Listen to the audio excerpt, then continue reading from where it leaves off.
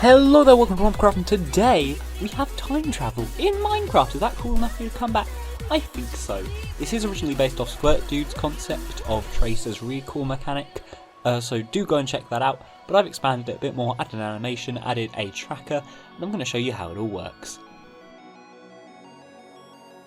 So, here's all of the redstone. You may notice the carpet on the command blocks. The orange carpet is for the core command blocks, that's what you'll need to make this work. The blue ones are for the effect, like the sounds and the particles, and the purple ones are for the trail. We've also got two dummy scoreboards, a live time and time, which we'll be using a bit later. So first up we have these three commands, one that creates the invisible area effect cloud, another one that teleports it to the player, and then the final one which increases the alive time score of all of the area effect clouds by 1 each tick. This is so that each area of effect cloud has a different score value of alive time.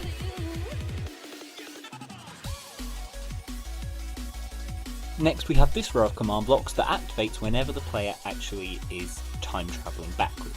First we have a command that teleports the player to the second to latest area of effect cloud created. Next, a command which reduces the alive time on all of the area of effect particle score by 3.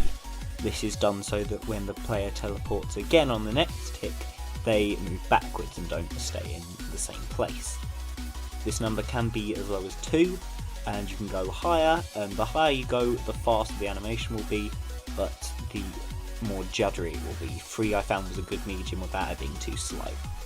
The next 4 commands in this row are rather simple. They're all just used for resetting the mechanism, giving the player the clock back and making it so that they can teleport again.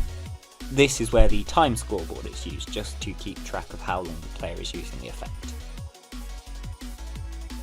All that the third row is just the mechanism to activate the time travel system.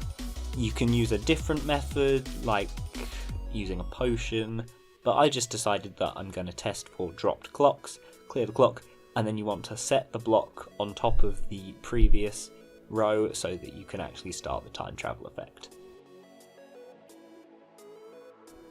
This final row of command blocks just uses 2 commands to test for any player holding a clock, and if it finds one, it's going to use this double execute, and it's going to execute on an area effect cloud with a alive time score of 60, and it's going to show a particle there. 60 ticks is the amount of time we've sent the player to go back, 3 seconds in time, but it is worth noting that our area of effect clouds are given a duration of 90 when they're summoned, and that's because that while the animation is playing of the player going backwards, some of the area effect clouds at the end will disappear, so we don't want to run out of area effect clouds while the animation is happening.